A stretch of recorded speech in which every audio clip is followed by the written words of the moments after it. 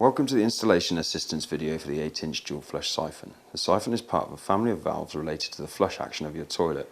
To be aware, there are variants of the flush valve which are compatible with most toilets, of which the siphon is one of these variants. If you haven't already purchased a siphon valve, you could consider updating your toilet with a dual flush valve.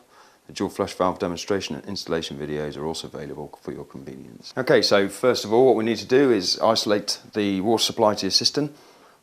This can be found locally at the inlet valve with a quarter-turn ball cock, or we need to turn it off at the main supply in your building. This could be located under your sink or somewhere else. If you're not sure, ask a plumber.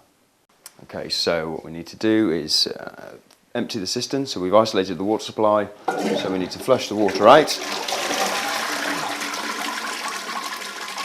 In some instances you may find that your cistern is actually attached to the wall with screws going through the back. Obviously those will need to be removed prior to trying to take the cistern off the pan.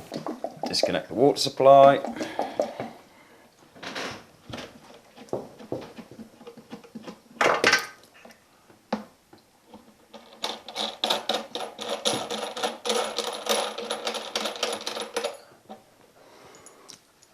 Undo the wing nuts, holding the cistern onto the pan.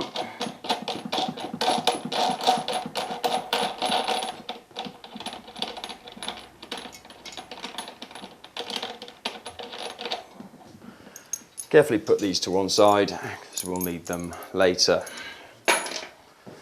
Then we can carefully lift the cistern off and we can remove the rest of the water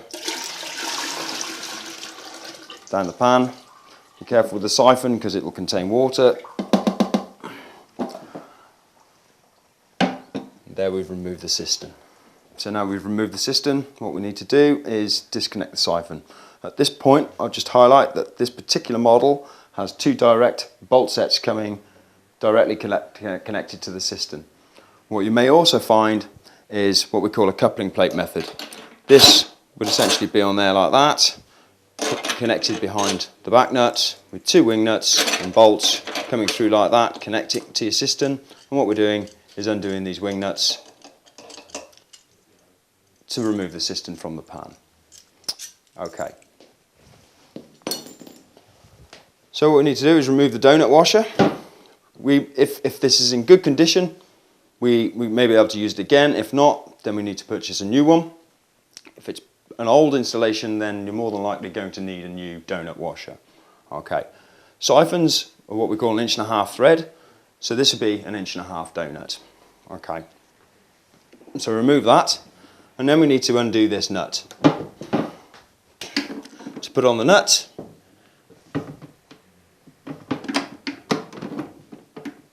and undo.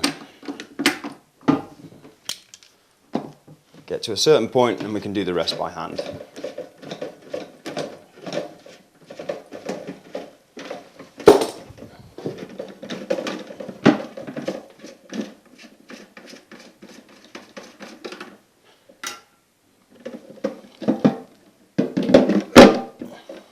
Okay, so we undo this nut, the siphon is loose.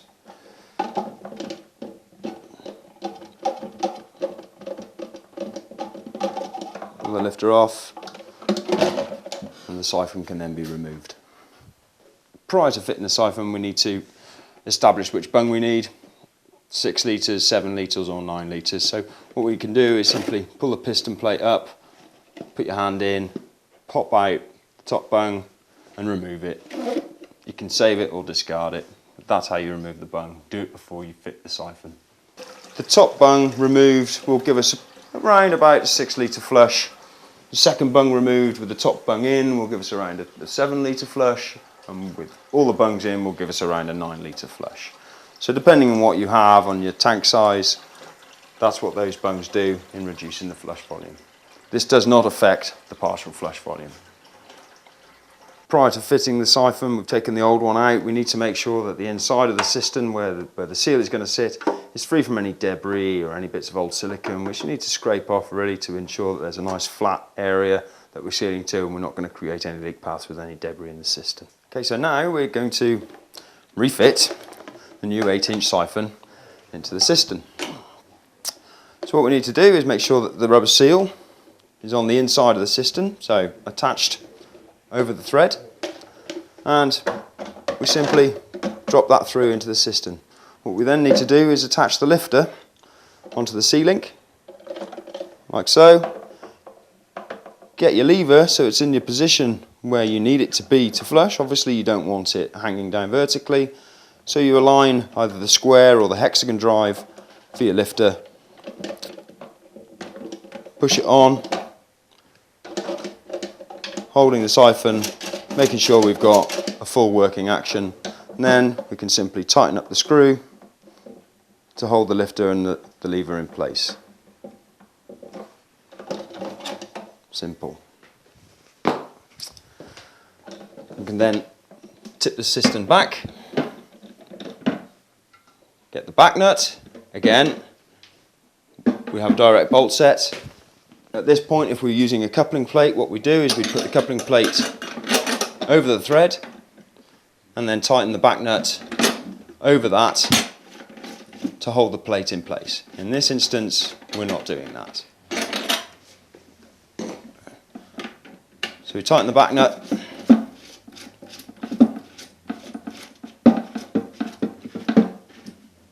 down, try to get it as tight as possible by hand, and then using an appropriate wrench we can then tighten this further. Another half a turn should be sufficient to get that leak tight. What you can do now, if you're not confident if that's leak tight, is maybe put your cistern in your bath and fill it with your shower and check that it's leak tight and you're not getting any leaks under here. Okay? The wing nuts that we put aside before, what we then do, and retighten, get our new donut washer back to the pan. We push that over the nut so it's nice and flat and it's on securely. We then simply lift the cistern, aligning the bolts with the holes in the back of your pan, and drop it down. We then get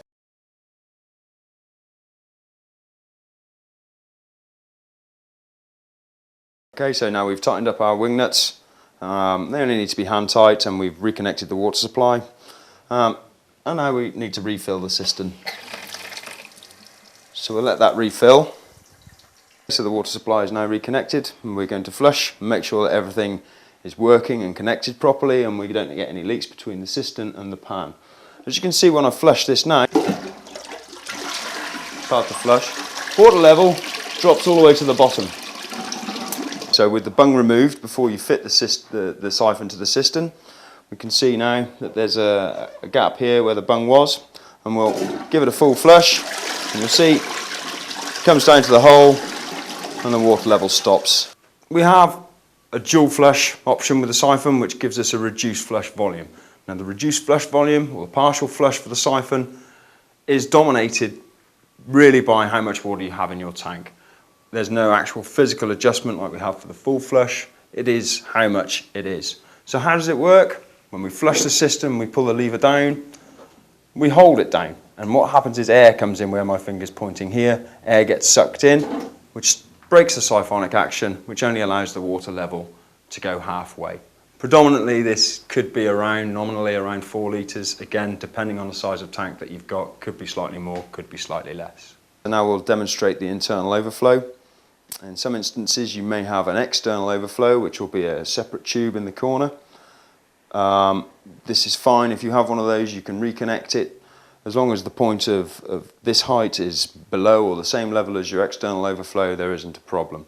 But what we'll do is we'll make the valve fail so the cistern overfills, and what we can see is the water level rising, and it'll come up to the underside of this cap, and then it'll overspill, because what's happening is this side of the siphon is filling and it's coming up and over, and you'll see it running into the pan.